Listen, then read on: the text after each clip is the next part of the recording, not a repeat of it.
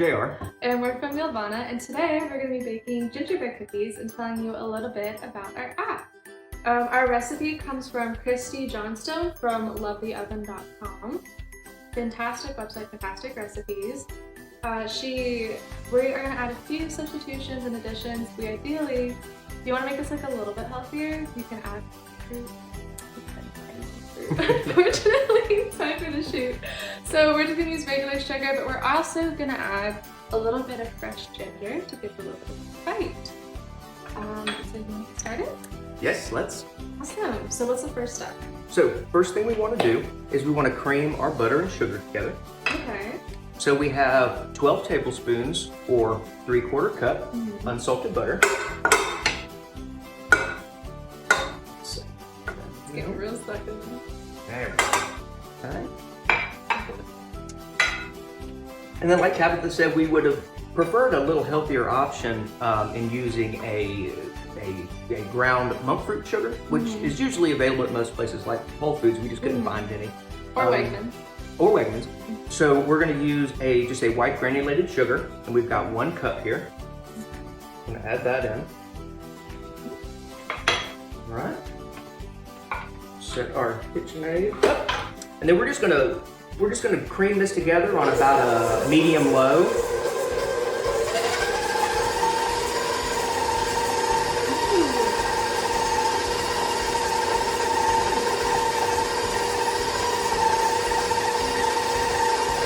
And we're gonna do this until the butter and sugar combine together and cream to make a nice soft pack. And I'll show you that here in just a second. And it doesn't take very long once your butter is room temperature. As long as your butter is room temperature, this doesn't take but just a minute.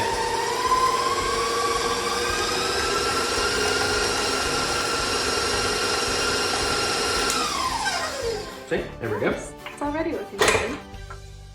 All right. Show y'all that here. So you see how our butter is nice and creamy with our sugar in it, but you don't see or feel any granular bits of sugar in it. You know something cool? Christy did this really cool thing where on her recipe, she mentioned the nutrition information, which is something that we do here at Milvana. Oh yeah, like with our Shinometer. Yeah. Yeah, we will break down a recipe and show you all of the available vitamins, nutrients, proteins, carbohydrates, and we put it into a grid format in a circular grid, so you get to see your macro and micronutrients. I mean, we really break it down to let you know exactly what you're getting out of what you're eating. Yes, and that's really helpful for people who are trying to eat healthy but also meal plan at the same time. Exactly. Okay, so what's our next step? So next step, we're going to take our eggs. And these are, fun fact, these are eggs from our founder's chickens that are outside right now. So these are fresh, about as fresh as you can get. It's as fresh as you can get. So you'll notice in the recipe it calls for 1 large egg, but the chickens we have here, the Silkies, lay a medium-sized egg. Yeah. So we've chose to use 2 medium eggs, or you can use 1 large egg. So we're going to get these guys in here. Thank you, thank you. I'm a wonderful sous Yes, you are. chef. All right. And then we're going to have our molasses. So this is a dark strap molasses. This is one of those pivotal ingredients when you're making gingerbread cookies. So if you're trying to do healthy substitutions, definitely not something you want to skip out on, even though it is very high in sugar. And that's why that's why we recommended using that sugar substitute, the monk fruit sugar, in place of the granulated sugar, just to kind of cut down a little bit on the overall amount of sugar. But yeah, the molasses is definitely something that you can't skimp on. Pivotal ingredient. That's right. Thank you. All right. We'll raise this back up, and we're going to give it a good swirl.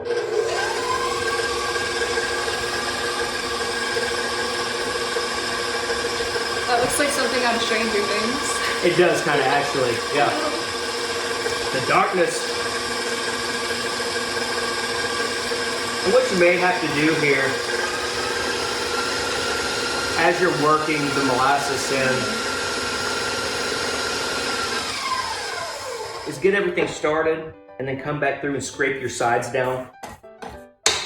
Yeah, even though KitchenAid mixers are nice, you always gotta scrape the sides of the bowl. Oh yeah, because you want everything to be well incorporated and mixed together. Homogeneous even. Yes, perfect. Took the words right out of my mouth.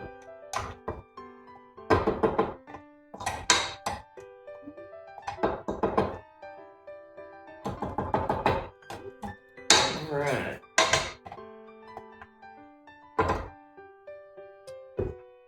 All right, we'll crank this back on here.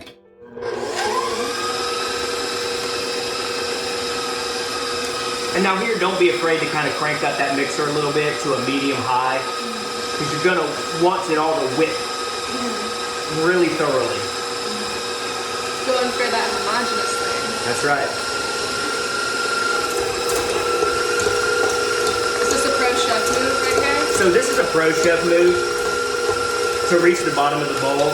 Not advised for those who have KitchenAids at home. Now, sometimes what we'll do is we'll take a kitchen rag and fold it and stick it right here in between the peg and the bowl. Just kind of lift up a part of the bowl so that mixer can get all the way down to the bottom. But again, it'll do it on its own eventually. But that's just a quick trick that we use in the kitchens to kind of speed the process along. But now you can see.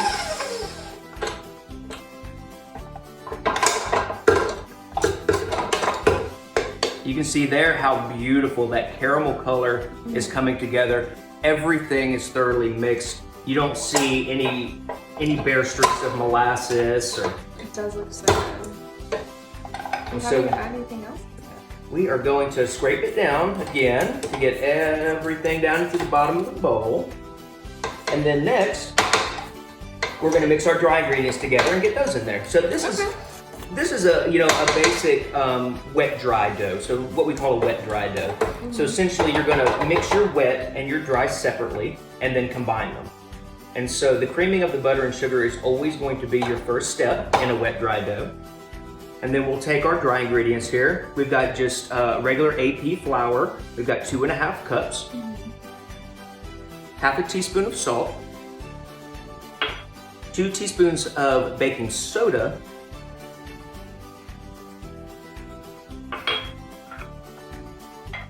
A teaspoon of cinnamon.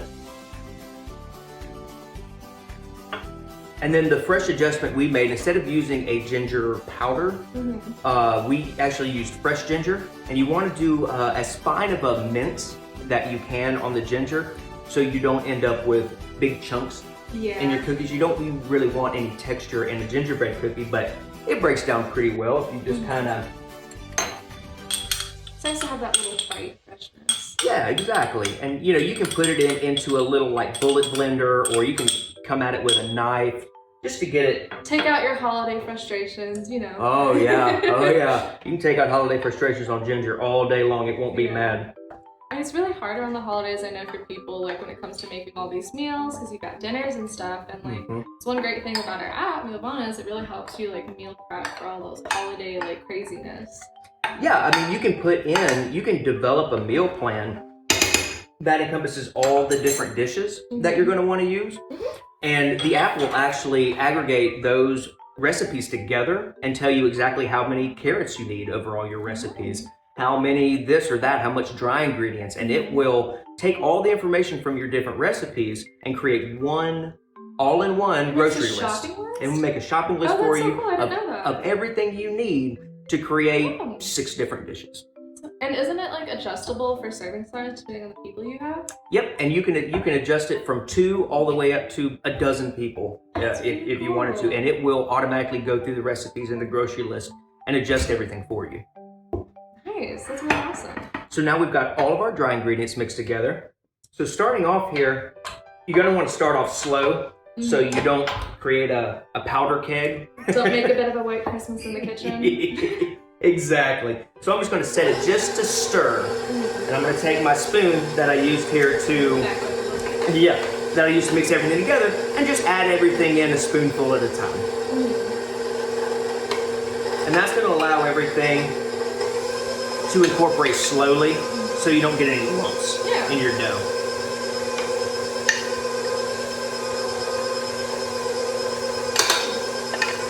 So let's say someone at home be a little bit too dry. What can they do to fix that? If it gets to be a little too dry, I would recommend maybe just adding a little more molasses. Okay. So definitely don't add water or anything? I wouldn't add water because it breaks down, it disperses the sugars. Okay. And it kind of, not breaks them down, but it thins them out. So you're not going to get that chewy texture in your cookie when it's done. Classic gingerbread chew. Yeah, you want that classic gingerbread chew.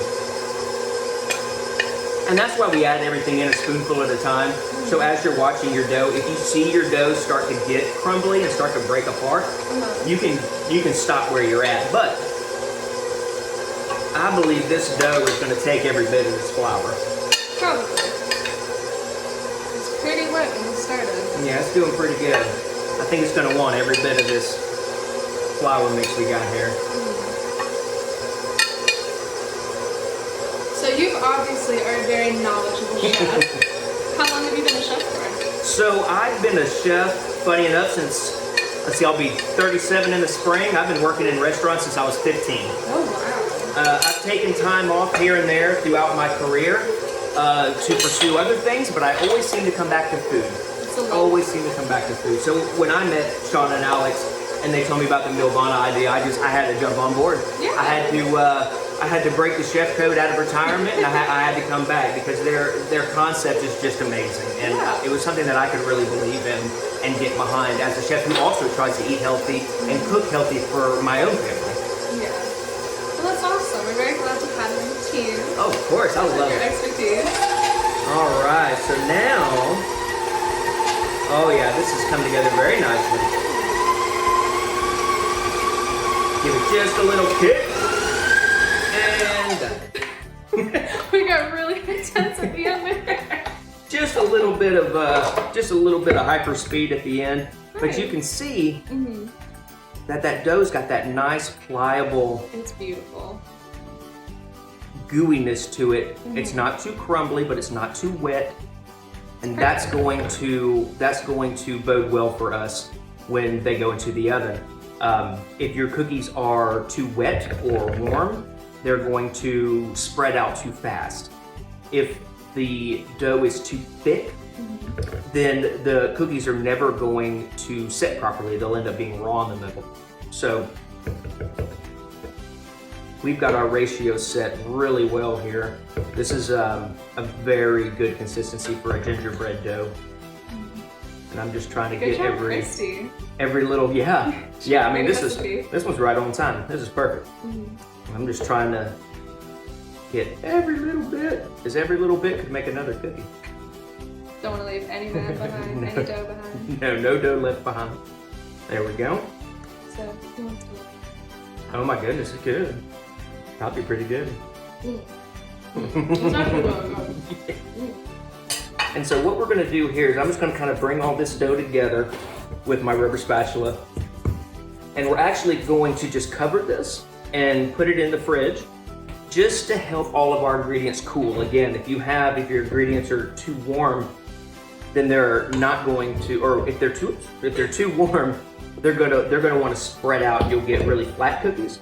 So I'm just going to bring everything down into the bottom of my bowl here. We're going to cover it and refrigerate it. You know, it doesn't take long. Give it 15, 30 minutes. Just give it enough time to just kind of set and come together. And then we'll come back and we'll scoop them out, lay them out on the tray.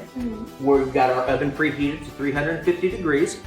And then we'll have some merry, jolly gingerbread cookies to celebrate at the end of this. Look forward to it. Yes. Awesome. 20 minutes later. Alright, so it's been about 10 minutes. The dough is nice and chilled, and now we're going to roll them out into little balls. Yes. So we'll take our scoop. The size that we're going for here is about a little smaller than a golf ball, which would be about 1.5 to 2 tablespoons. And what we're going to do that's not in the original recipe, but that we love to do when we're making gingerbread cookies, Especially the ones with fresh ginger. is we like to roll them in a little mix of cinnamon sugar to give them a little extra crunch on the outside.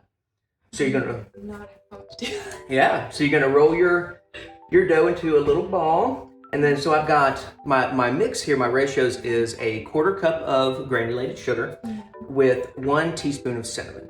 Because we've already got cinnamon in the dough. We don't want that to be, but we want that nice little crunch. And so we'll set that one right there. And you want to place these about... Shake.